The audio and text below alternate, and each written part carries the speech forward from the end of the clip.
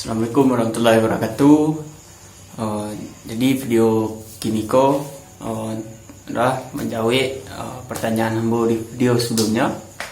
Itu aku arah-arahkan atau pawai di Madrasah Tarbiyah Islamiyah Canduang itu kawaso ndak mengilangi negari Canduang.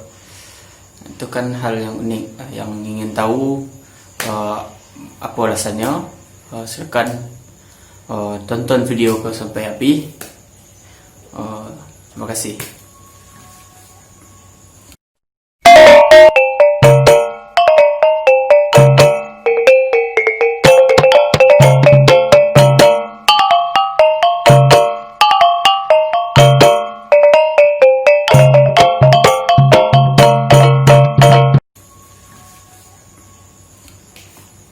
Halo sanak kawan-kawan seluruhnya, apa kabar?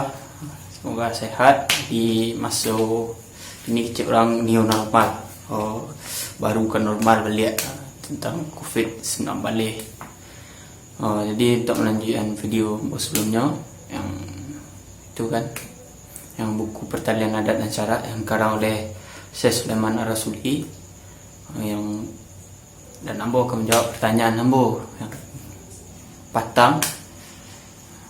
Aku diawali mungkin dari salah satu organisasi yang paling populer di Sumatera Barat dulu ya, organisasi keislaman khususnya, yaitu Perti atau kini lah berubah menjadi Tarbiyah Perti.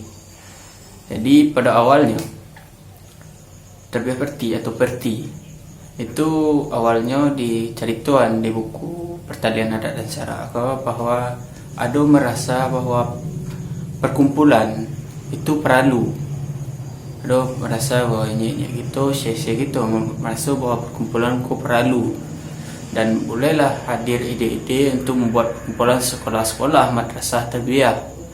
Dan alhamdulillahnya pada petang Senin hari ke Selasa pas tanggal 9 balik sampai tanggal 20 Mai 1930 yang diceritakan di buku ko, itu diadakan rapat tertutup. Itu tidak boleh orang masuk kan, hanya orang-orang penting. Itulah yang dihadiri hanya 200 orang pas itu yang dihadiri, dan terus ada Nyak Jauh, Syekh Arifin dan lain-lain, ada 200, sekitar 200 orang di buku ko. Dan besoknya tuh pas hari Selasa itu, tanggal 20 Mai, maka dia adakanlah rapi di Pakan Baso. Pakan Baso memang pakan pasar baso yang diceknya, Pakan Baso yang di tengah-tengah pasar baso yang ada beringinnya. Ambo tidak tahu di mana tak beringinnya tu.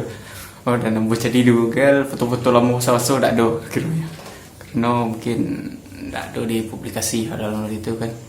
Dan mungkin pas masuk tu lun banyak orang ambil foto.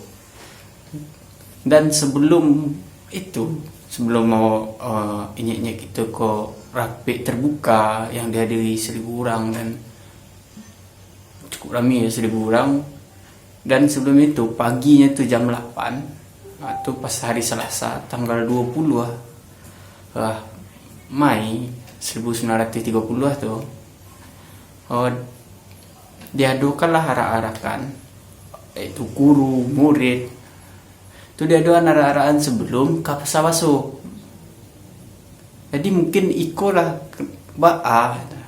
kenapa kalau saya Indonesia ya kan, awak di atau Madrasah Tarbiyah Islamiyah Canduang itu arah-arah ke baso, ndak arah-arah ke keliling negeri Canduang. Kan kebiasaan biasanya kalau ambo pribadi yang perhatian kalau arak-arakan yang terjadi di baik itu di nagari, itu arak-araknya biasanya keliling nagari atau pawai itu keliling nagari. Tapi di Canduang setahu ambo sampai angkat tahun 2009 balik itu arak-arakannya itu masih kapaso.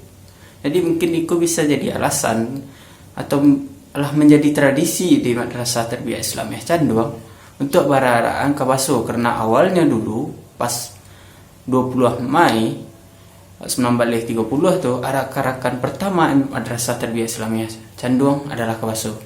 Jadi itulah alasan kok arak-arakan kabaso. Mohon maaf sebelumnya kalau ada kata yang salah. Jadi assalamualaikum warahmatullahi wabarakatuh.